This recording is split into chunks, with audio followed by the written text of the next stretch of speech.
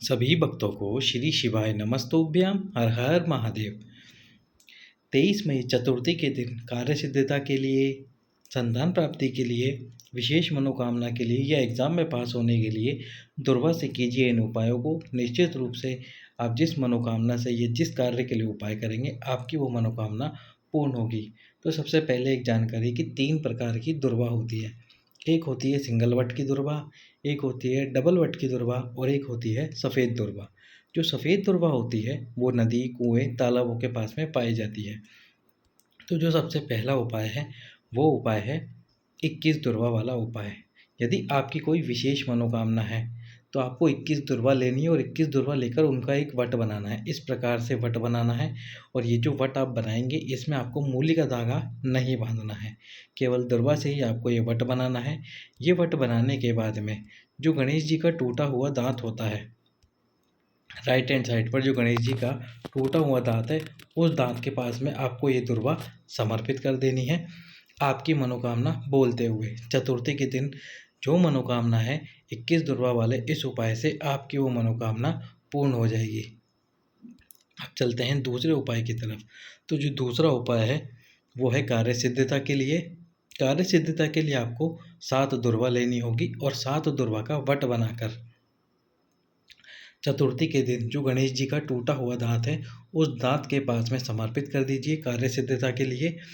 जिस कार्य के लिए ये उपाय करने के बाद में आप चाहेंगे वो कार्य आपका पूर्ण होकर ही रहेगा।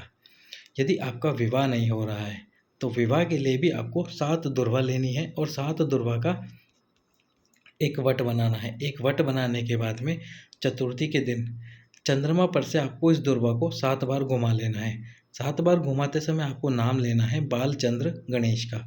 बालचंद्र गणेश का नाम लेकर 7 बार आप इस दुर्वा को घुमा लीजिए चंद्रमा पर से और फिर ये 7 दुर्वा का वट जो गणेश जी का टूटा हुआ दांत है उस दांत के पास में समर्पित करके आ जाइए। 3 महीने के अंदर अंदर आपका विवाह निश्चित हो जाएगा।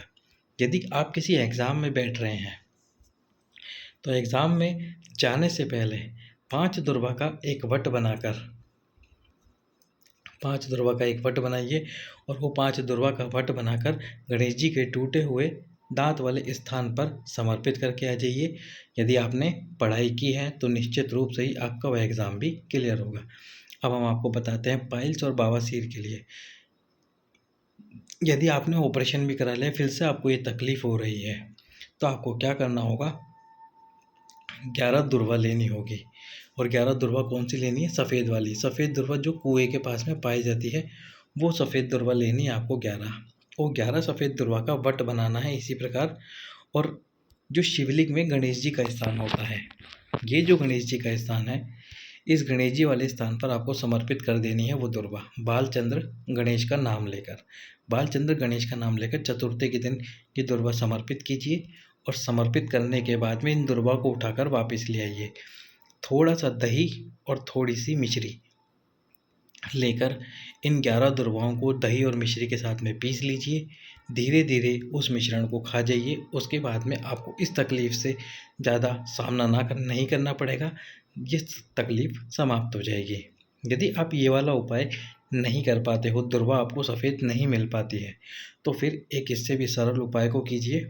उसमें क्या करना है, आपको गाय का दूध लेना है।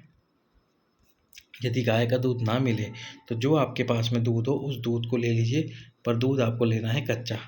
अब कच्चा दूध आपको शिव जी को समर्पित करना है और समर्पित करते समय एक पात्र आपको नीचे लगा देना है। नीचे एक पात्र लगा दीजिए। जब सारा दूध आप समर्पित कर दें और वो दूध उस पात्र में आ जाए तो उस पात्र को उठाकर जो शिव जी की चौखट है, जैसे ये शिव जी की चौखट है, इस स्थान पर आपको बैठ जाना है। साथ में एक नींबू और एक चाकू लेना है। अब उस नींबू को काट कर उसके 2 भाग कर कर उस पूरे नींबू का आपको जो आपके पास पात्र है जिसमें दूध है जो हमने शिव जी पर चढ़ाया था, उस पात्र में उस नींबू को निचोड़ना है अवधूतेश्वर महादेव का नाम लेकर। अवधूतेश्वर महादेव का नाम लीजिए और जो वो नींबू है उस नींबू को इस पात्र में निचोड़ दीजिए और निचोड़ने के बाद में शिव जी को देखते हुए, यानी कि शिवलिंग को देखते हुए इस दूध को पी जाइए। निश्चित रूप से ही आपकी ये बीमारी हमेशा के लिए समाप्त हो जाएगी। अब चलते हैं संतान प्राप्ति के उपाय की तरफ। संतान की प्राप्ति के लिए आपको दुर्वा का वट बनाना है और दुर्वा कितनी लेनी है? 11 दुर्वा लेनी है। 11 दुर्वा लेकर चतुर्थी के दिन जो चंद्रमा है उस चंद्रमा पे से 11 बार उस वट को घुमाना है बालचंद्र गणेश का नाम लेकर। बालचंद्र गणेश का नाम लेकर 11 बार चंद्रमा पर से घुमाकर जो गणेश जी का दांत टूटा हुआ है उस दांत की तरफ आपको 11 तुरवा का वट रख देना है संतान की प्राप्ति के लिए। निश्चित रूप से आपको संतान की प्राप्ति अवश्य ही होगी। यदि एक चतुर्थी पे आप ये उपाय करते हैं तो अगली चतुर्थी पर भी इस उपाय को अवश्य ही कीजिए। 1 महीने की दोनों चतुर्थियों को ये उपाय कीजिए, निश्चित रूप से आपको संतान की प्राप्ति अवश्य होगी। सभी भक्तों को श्री शिवाय नमस्तु।